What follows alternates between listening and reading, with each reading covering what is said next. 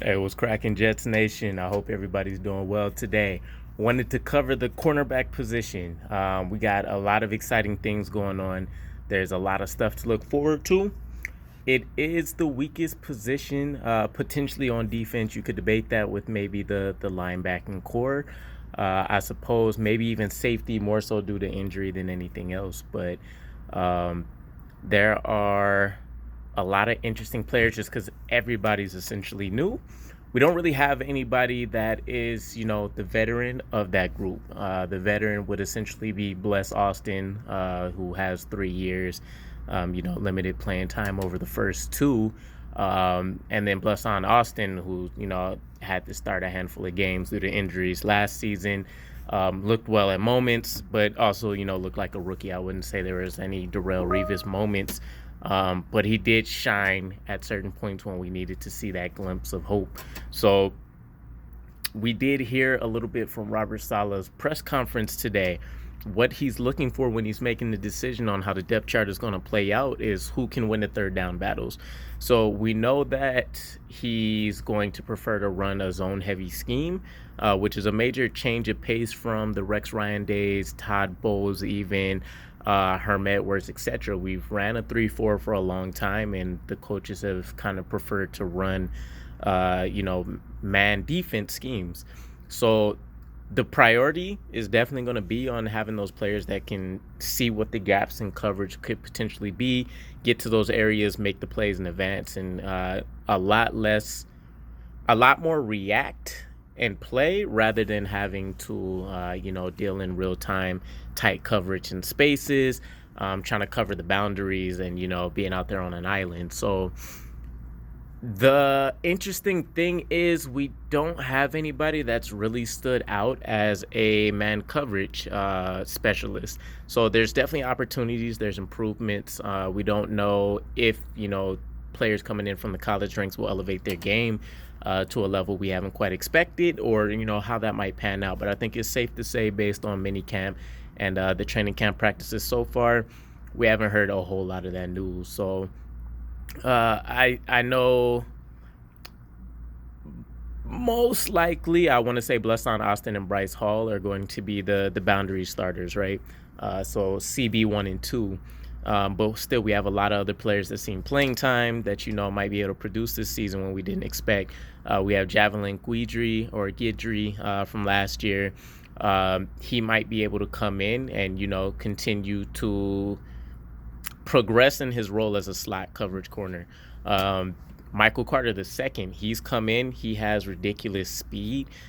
He did have, solid, if not unspectacular, but at least average or slightly above average metrics and statistics for covering the slot, which he does have a lot of experience in as compared to the rest of the rookie class that we have coming in. So Michael Carter II could potentially hold down the fort his rookie season, or potentially split snaps with Javelin Guidry. I want to say it's Guidry, but the rest of the cornerbacks, Isaiah Dunn, the undrafted rookie this year, he hasn't had a whole lot of snaps, but we've heard some great things in spurts from him in training camp. And the thing with the way that Douglas has really been able to improve the roster and kind of the Saleh effect is that we have all of these amazing wide receivers. We have Corey Davis, Keelan Cole. We have Elijah Moore, who's been out here, just wreaking havoc on the training camp field.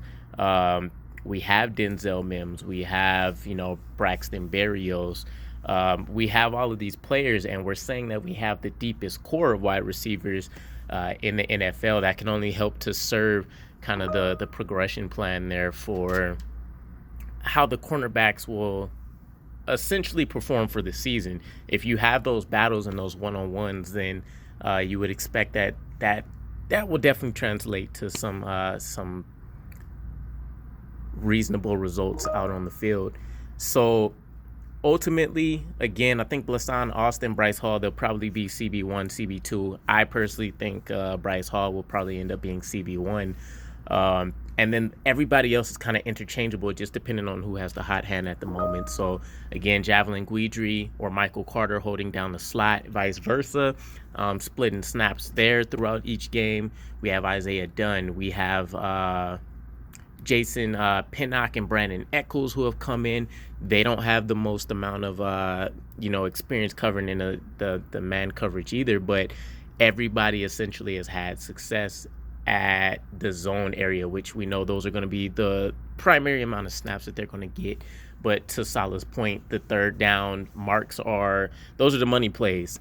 We need to make sure we have the confidence that when we go out there and we do those blitzes, we run those man-heavy schemes, that, we're going to be able to see that those, we win out more often than not.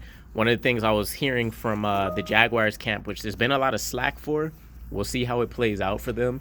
But the head coach over there, Nick Saban, he's looking to he's doing one-on-one matchups to pretty much determine what's going to happen with who basically makes the team. So for his cuts, I don't know about going that far, but I do think it's kind of an interesting thing to put out there. I wouldn't mind seeing that from like a Robert Saleh, where we see who's primarily winning those matchups when they do go out there and they're running their one-on-ones, or even their 11-on-11 matchups, because they are trying to simulate a lot of game day like situations and scenarios for themselves. I think that would be a nice little twist. But personally, I can see Bryce Hall, Blesson Austin 1 and 2.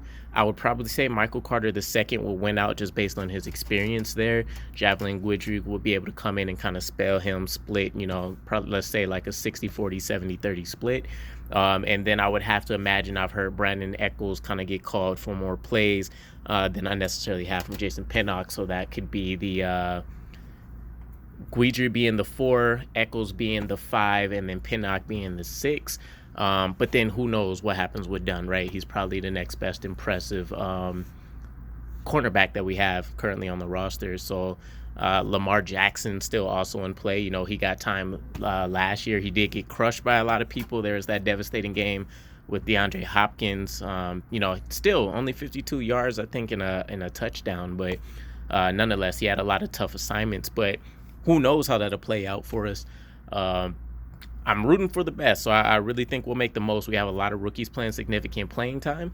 I won't be hurt by anybody that needs to go to the practice squad while we try to stick with the most consistent performers on our end. But that's pretty much it. I just wanted to really dive into the thoughts on how things have been playing out with the cornerbacks so far. Bryce Hall has been getting a lot of the attention. I haven't heard a whole lot about Blesson Austin, but Brandon Echols standing out. Jason Pinnock has had his moments. And then Michael Carter, we've heard about the speed, and I know there's been a few plays, him getting into the backfield and being able to blitz and stuff like that. But let me know who you guys think may stand out for us in the cornerback room. Bryce Hall is going to be my go-to. I'm really hoping things work out for him there. And then there is the Pittsburgh connection, I want to say was Jason Pinnock. But let's go Gang Green, and I'm waiting for the preseason.